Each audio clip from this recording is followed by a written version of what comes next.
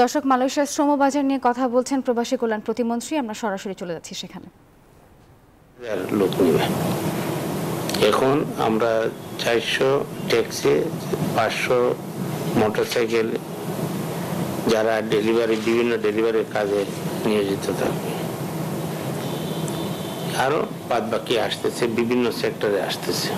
কাতারে গিয়েছি, কাতারের লেবার মিনিস্টারের সাথে সাক্ষাৎ হয়েছে, সৌজন্য সাক্ষাৎ হয়েছে, আলাপ আলোচনা হয়েছে। সেই কাতারের বাজারটাও আমাদের খুলে দেওয়া হয়েছে।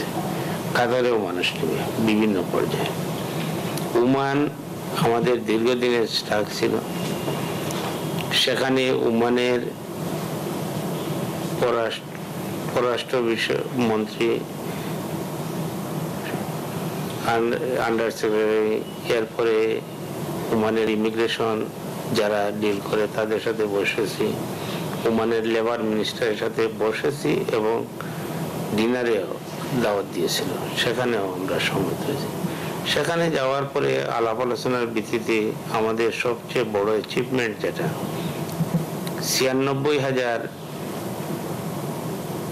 অবৈধ হয়ে গিয়েছিলেন কর্মী বিভিন্ন পর্যায়ে, সেগুলাকে তারা বৈধ করবে সেটা আমাদেরকে দিয়ে দিয়েছে। সেটা বড় অ্যাচিভমেন্ট। এবং সেটা যাতে এই যে একটা ফিজ নেওয়া হয়, সেই ফিজ যাতে মওকুফ করে তার জন্য আমি তাদেরকে অনুরোধ করেছি এবং সে লেবার মিনিস্টার বলেছে যে সেটা তাদের উচ্চ পর্যায়ে আলাপ করবে এবং সেটা আশা করি সেটাও হবে।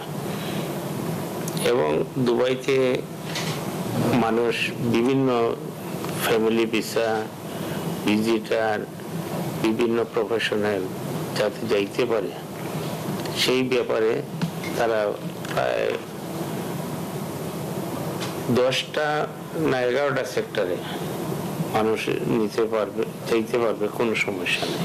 স্যার, ওমানে তো স্যার 12টা সেক্টরে 12টা ক্যাটাগরিতে ভিসা ওপেন হচ্ছে, কিন্তু আমাদের যে কর্মী ক্যাটাগরি যেটা, সেই ক্যাটাগরিটা বন্ধ আছে।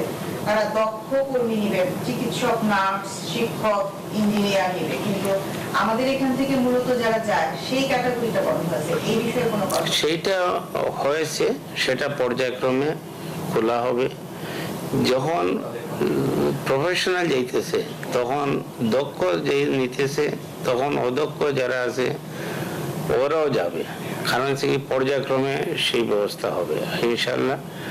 আমি এই সুসংবাদটুকু আপনাদের মাধ্যমে সবাইকে অবগত করতে চাই এবং এই মন্ত্রণালয় মাননীয় প্রধানমন্ত্রী কি চান, এই দেশের সাধারণ মানুষের উন্নয়ন চান, সাধারণ মানুষের দোরগোড়ায় উন্নয়ন পৌঁছে দিতে চান।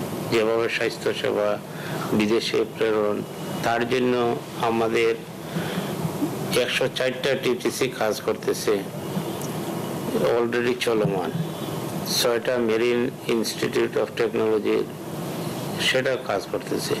আরও আমরা 50টা উপজেলা পর্যায়ে